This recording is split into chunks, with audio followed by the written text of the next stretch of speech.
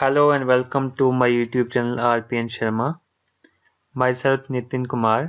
Hello friends, हम कर रहे थे बहुत ही इंटरेस्टिंग सब्जेक्ट जिसका नाम था civil engineering introduction societal and global impact. ठीक है, तो इसका हमने थर्ड चैप्टर स्टार्ट किया था जिसमें हमने बहुत सारे पार्ट किए थे, 8 पार्ट कंप्लीट कर लिए थे। तो थर्ड चैप्टर जो हमने स्टार्ट किया था उसका नाम था infrastructure development and growth of a nation. ठीक है, तो इसके हमने 8 पार्ट कंप्लीट कर लिए थे। आज हम करेंगे इसका 9th पार्ट। ठीक है, 9th पार्ट में हम क्या देखने वाले हैं?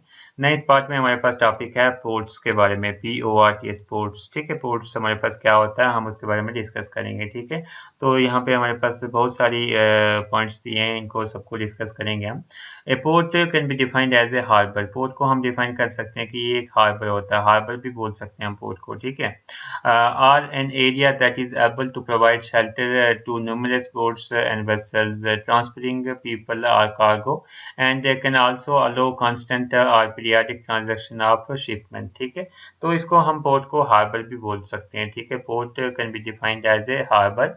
और या फिर बोल सकते हैं एक एरिया होता है that is able to provide shelter, जो कि एक एरिया बोल सकते हैं जो शेल्टर प्रोवाइड करता है किसको? बोट्स को एंड वेसल्स को।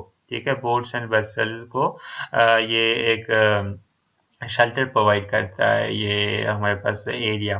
ट्रांसफरिंग पीपल एंड कार्गो, जो ट्रांसफर करता है पीपल एंड कार्गो, जिसमें ट्रांसफर होते हैं कार्गो हमारे पास बहुत बड़े बड़े कंटेनर जो आपने मूवीज में देखे होंगे। And can also allow constant periodic transaction of shipment. तो शिपमेंट जो भी है वो हम इसमें से आगे पीछे शिपमेंट हम ले सकते हैं। नेक्स्ट पॉइंट इसमें हमारे पास है इन लेमन्स लैंग्वेज। अगर लेमन की लैंग्वेज में हम बात करें, लेमन्स की लैंग्वेज में होता है सिंपल भाषा में अगर बात करें हम, जैसे कि कॉमन मैन की लैंग्वेज में बात करें, port is a place to facilitate loading as well as unloading of vessels. ठीक है, तो अगर हम सिंपल मैन की बात करें तो पोर्ट हमारे पास क्या होता है? एक ऐसी प्लेस होती है, एक ऐसी जगह होती है जहाँ पे लोडिंग एंड अनलोडिंग होती है वेसल की। मतलब वेसल जो होते हैं बहुत बड़े बड़े कंटेनर वहाँ पे चढ़ाए या उतारे जाते हैं। Technically speaking it is a convergence point between flight circulation domains. ठीक है, जो भी फ्लाइट सर्कुलेशन डोमेन्स मतलब जो भी हमारे पास इंपोर्ट एक्सपोर्ट की जो भी चीजें हैं जो आनी होती हैं जानी होती हैं वो सारी वहाँ पे डील होती हैं। ठीक है, बाहर से आती हैं जाती हैं वो सब वहाँ पे डील होती हैं। ठीक है, ports are ports are inhibitors which begin the social and economic growth of region by not only allowing trade but also by serving a hub for social activities। ठीक है, तो जो भी ports हमारे पास हैं वो हमें सोशल एंड इकोनॉमिक ग्रोथ में बहुत हेल्प करते हैं। ठीक है, सोशली एंड इकोनॉमिकली जो वो एरिया है, रीजन है, वो बहुत ही ग्रो करता है। ये एक हमारे पास ट्रेड को ही खाली हमारे पास से बढ़ावा नहीं देता, ये हमें सोशल एक्टिविटीज़ में भी हेल्प करता है। सोशल एक्टिविटीज़ का भी ये हब एज ए हब काम होता है इसमें। ठीक है, these days most of ports, especially sea ports, are well equipped with specialized fixtures such as forklifts and gantry cranes to facilitate regular dealings of cargo। ठीक है, तो आजकल मतलब बहुत ही एडवांस पोर्ट्स हो चुके हैं हमारे पास, जैसे कि हमारे पास सी पोर्ट्स हैं,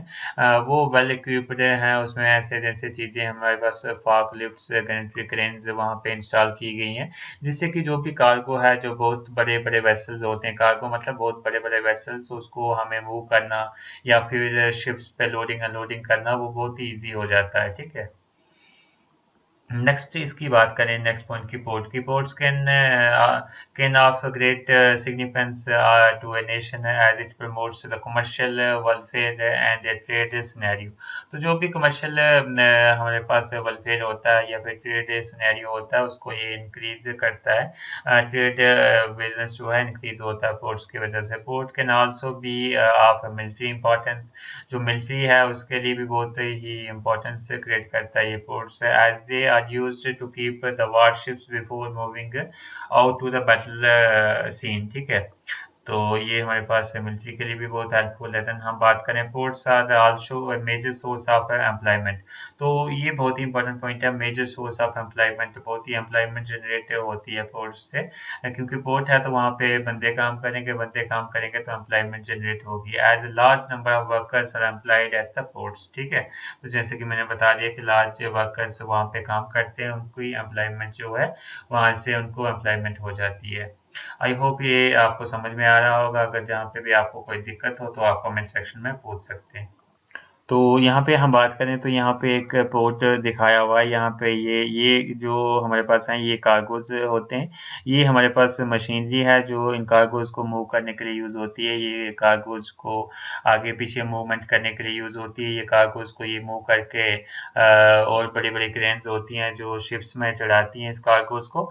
और इसके बाद इनको जो लोडिंग एंड अनलोडिंग इसकी, ये जो बड़े बड़े ट्रक्स हैं इनमें भी ये लोडिंग एंड अनलोडिंग इनकी वजह से ही होती है। ये क्रेन्स और ये वाले जो हमारे पास मशीन्स हैं इनकी वजह से, इनकी हेल्प से, ठीक है।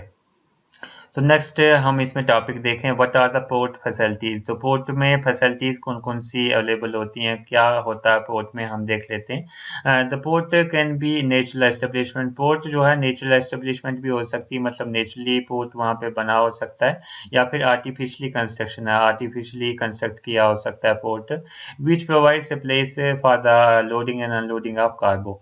तो कार्गो, तो वहाँ पे जो पोर्ट है वहाँ पे हमने पहले ही देखा कि लोडिंग एंड अनलोडिंग होती है कार्गोज की। कार्गोज मैंने आपको बता दिए, बहुत सारे बड़े बड़े कंटेनर, उनको हम कार्गोज बोलते हैं। Ports can be for large sea going ships and also for inlands waterways such as rivers, lakes etcetera, ठीक है।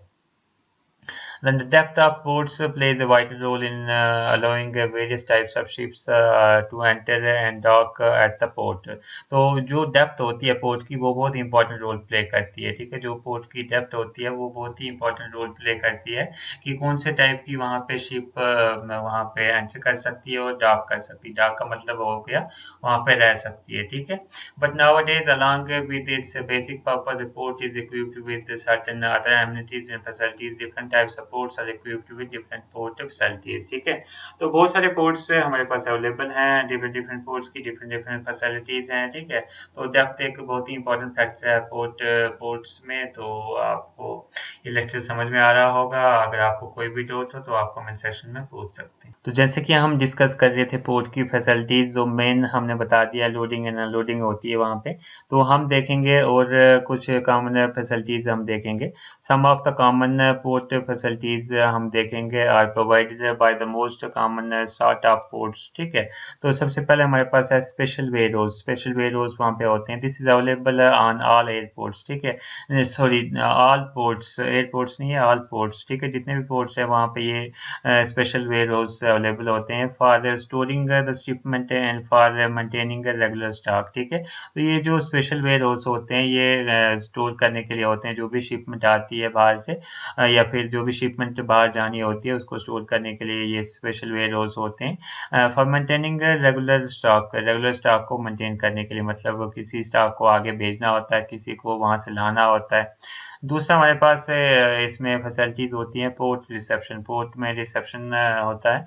Reception has details of all the shipment schedules. जो भी शिपमेंट होनी है, मतलब शिपमेंट आनी है जानी है, उसका सब शेड्यूल जो होता है वो यहाँ पे रिसेप्शन पे होता है। And more over it is guide for the port facilities. तो ये एक गाइड का काम करती है पोर्ट फैसिलिटीज में, ठीक है। देन नेक्स्ट हम बात करें अदर फैसिलिटीज हमारे पास, जैसे कि some other essential facilities are also available at sea ports, namely जैसे कि होटल्स हमारे पास वहाँ पे अवेलेबल होते हैं, restaurants, rest rooms, eateries for the port visitors. Port पे जो विजिट करते हैं उनको ईट करने के लिए। Some of the ports are provided with medical facilities. तो कुछ पोर्ट ऐसे होते हैं, सम पोर्ट्स पे मेडिकल फैसिलिटीज भी वहाँ पे होती हैं to the peoples presented there. जो कि पीपल वहाँ पे काम करते हैं उनके लिए मेडिकल फैसिलिटीज भी होती हैं, ठीक है। If there is no hospital in the vicinity, it becomes obligatory for the port to provide with primary medical services. ठीक है, तो अगर वहाँ पे नज़दीक में कोई हॉस्पिटल नहीं है तो ये मेडिकल फैसिलिटीज़ भी कुछ किसी किसी पोर्ट पे होती हैं, ताकि उनको प्राइमरी मेडिकल सर्विसेज मिल जाए। अगर कोई थोड़ा सा बीमार हो जाए तो उसको थोड़ा सा इलाज मिल जाए, ताकि वो बड़े हॉस्पिटल में पहुँचा सके उसको आदमी। ठीक है, आई होप आपको लेक्चर समझ में आ रहा होगा। अगर आपको कोई भी डाउट हो तो आपको मिल सकता है। तो हम फैसिलिटीज़ की बात कर रहे थे, तो नेक्स्ट फैसिलिटी हमारे पास है फिशिंग फैसिलिटी। ठीक है, तो फिशिंग की अगर हम बात करें, fishing ports allow its customer with fishing aids and amenities at the port. तो फिशिंग एड वहाँ पे होती है, मतलब हम फिशिंग भी कर सकते हैं, मछलियों को भी पकड़ सकते हैं। ठीक है, वहाँ पे वैसी जैसी सारी सुविधाएं हमारे पास होती हैं। देन हम बात करें वार्म वाटर फैसिलिटी, तो जो भी गर्म पानी है उसका जो भी हमारे पास वार्म वाटर भी हमारे पास मिल जाता है वहाँ पे। लोडिंग एंड अनलोडिंग फैसिलिटी होती है, जो कि हमने ऊपर डिस्कस कर ली कि जो भी कार्गो आता है तो उसको हम लोड एंड अनलोड कर सकते हैं।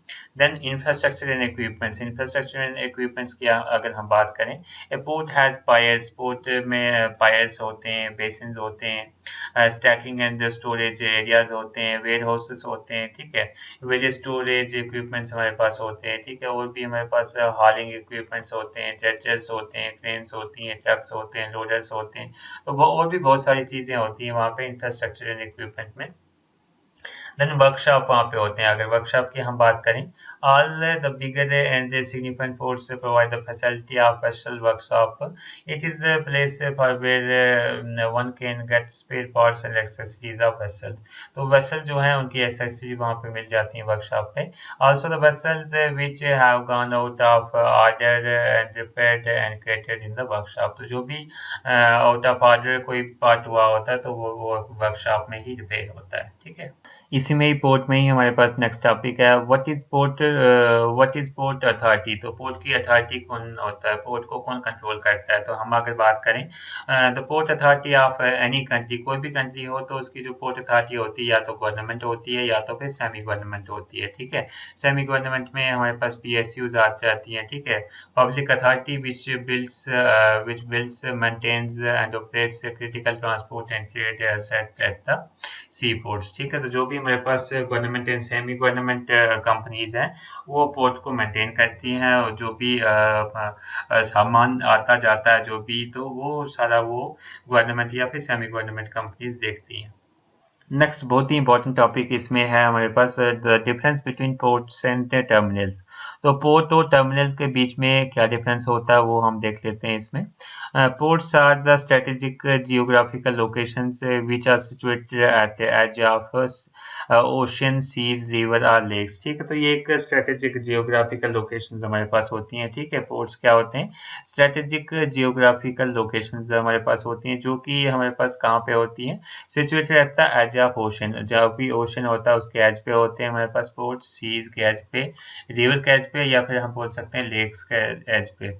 These locations are then developed to inculate facilities of loading and unloading of cargo ships. तो इन ये जो लोकेशंस होती है हमारे पास, जो मैंने बताया कि जो किसके किनारे होती हैं, ओशन के किनारे या फिर समुद्र के किनारे या फिर रिवर्स के किनारे या फिर लेक्स के किनारे, तो इन लोकेशन को ऐसा डेवलप किया जाता है to inculcate the facilities of loading.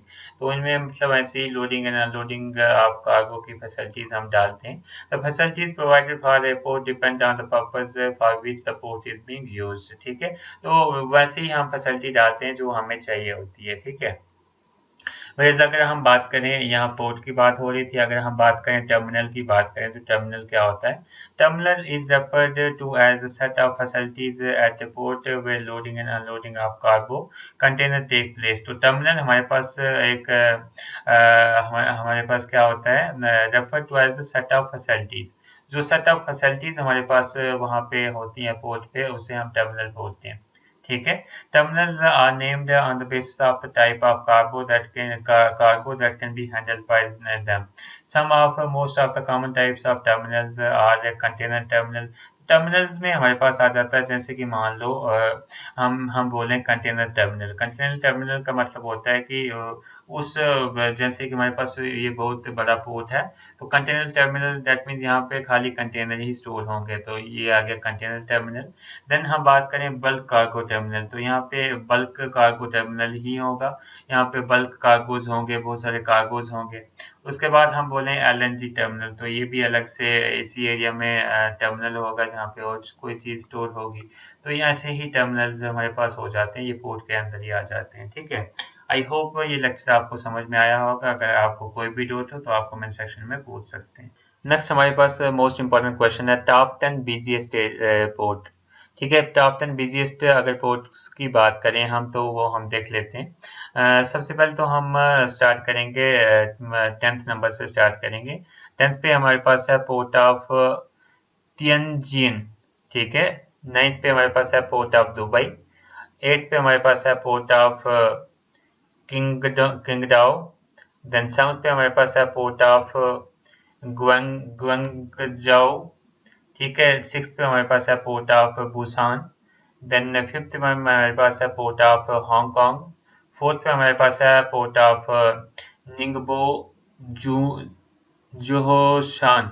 ठीक है, 3rd पे हमारे पास है port of Shenzhen. Then 2nd पे हमारे पास है port of Singapore. And 1st पे हमारे पास है पोर्ट ऑफ शंघाई। ठीक है, तो ये हमारे पास जो फर्स्ट नंबर पे है, तो वो आपको मोस्ट इम्पॉर्टेंट याद रखना ही है। अगर आपको कोई बोलेगा कि जो सबसे बिजीएस्ट एयरपोर्ट पोर्ट है वो कौन सा है, तो आपको बताना है शंघाई पोर्ट। ठीक है, पोर्ट ऑफ शंघाई। ठीक है, तो ऐसे ही आपको इनके नाम याद रख लेने। तो 4-5 नाम आपको इसमें से याद होने चाहिए, एक पहला याद होना चाहिए और उसके बाद सारे याद होंगे तो बहुत अच्छी बात है। तो ये कहीं भी एग्जाम में क्वेश्चन आ सकता है, कोई भी टेक्निकल एग्जाम में आ सकता है और या किसी एग्जाम में आ सकता है। ठीक है, आई होप ये लेक्चर आपको समझ में आया होगा। अगर आपका कोई भी डाउट हो तो आप कमेंट सेक्शन में पूछ सकते हैं। Thank you. If you like the videos then like, comment, share and subscribe my YouTube channel.